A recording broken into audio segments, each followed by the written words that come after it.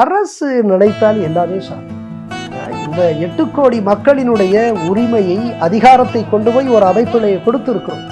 அப்ப 8 கோடி மக்களினுடைய சக்தியும் அங்கே இருக்கிறது. எனவே அதிகாரம் வலிமை மிகுந்தது. இந்த அரசு பொலிட்டிக்கல் வில் இருந்தால் இது எல்லாமே சாத்தியம். ஒரு குறிப்பாக கிராம நிர்வாக அலுவலர், நான் கூட நினைக்கிறேன், என்னை அவரிடத்தில் வைத்து பார்க்கிறேன். நானும் தாக்குதலுக்கு ஆளாயிருக்கிறேன். நானும் கூட ஒருவேளை நான் ஒரு உயர்ந்த நிலையில் பணியாற்றிய காரணத்தினால் ஒருவேளை தப்பித்துக் கொண்டிருக்கலாம். அவர் ஒரு கிராம நிர்வாக அலுவலர். அவருடைய சூழல், அந்த வல்னரபிலிட்டி என்பது மிக அதிகமாக இருக்கிறது. ஒரே சிறிய அளவிலே, கிராம அளவிலே சமூக விரோதிகள் எங்கே வாழ்கிறார்களோ, சமூக விரோதிகள் எங்கே செயல்படுகிறார்களோ அங்கே பணியாற்ற வேண்டிய ஒரு சூழல் இருக்கின்ற அந்த நிலையில் தமிழ்நாடு அரசு இவர்களுக்கு நிச்சயமாக உரிய பாதுகாப்பை அது ஏற்பாடு செய்ய வேண்டும். ஏற்கனவே வருவாய்த்துறையில் இந்த தலையாரி என்று ஒரு பணியிடம் உண்டு. இன்றைக்கு அதை கிராம உதவியாளர் என்று மாற்றி, வில்லேஜ் அசிஸ்டன்ட் என்று மாற்றி இருக்கிறார்கள். தலையாரி என்பது, அந்த தலையாரியே ஒரு வகையில் நம்முடைய போலீஸ் ஸ்டாண்டிங் ஆர்டரை எடுத்தாலே அந்த தலையாரியையே வில்லேஜ் போலீஸாகத்தான் கருதுவோம்.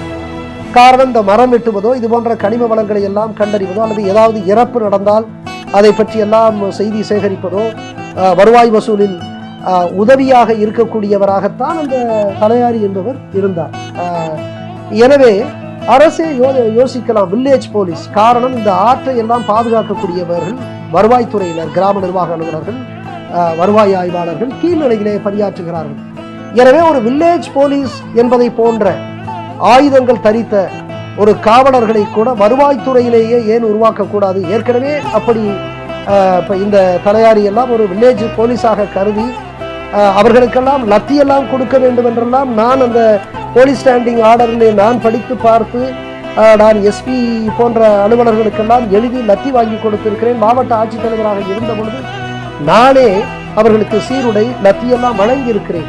எனவே இப்பொழுது இந்த கிராம நிர்வாக அலுவலர், வருவாய் ஆய்வாளர் என்று கீழ்நிலையிலே பணியாற்றக்கூடியவர்களுக்கு இந்த வில்லேஜ் போலீஸ் என்று இது போன்ற கனிம வளங்களை பாதுகாப்பதற்கான ஒரு போலீஸ் அமைப்பை உருவாக்கி அதை காவல்துறையிடம் விடாமல் வருவாய்த்துறையினுடைய கட்டுப்பாட்டில் எப்படி ஃபாரஸ்ட் அதுவே ஒரு சீருடை அணிந்த ஒரு துறையாக இருக்கிறதோ அப்படி உருவாக்கலாமா என்று தமிழ்நாடு அரசு சில திட்டங்களை யோசித்து செயல்படுத்தலாம் என்று நான் எண்ணுகிறேன். என்னை பொறுத்த வரைக்கும் மீண்டும் சொல்லுகிறேன், மக்களினுடைய பாதுகாப்புக்கும் அரசு ஊழியர்களுடைய பாதுகாப்புக்கும், நேர்மையான அபூர்வமாக இருக்கக்கூடிய இந்த அரசு ஊழியர்களுடைய பாதுகாப்புக்கும் தமிழ்நாடு அரசு பொறுப்பேற்க வேண்டும். அதற்கான நடவடிக்கைகளை அது எடுக்க வேண்டும், துரிதமாக அறிவிக்க வேண்டும். என்ன உங்களுடைய கொள்கை நிலைப்பாடு?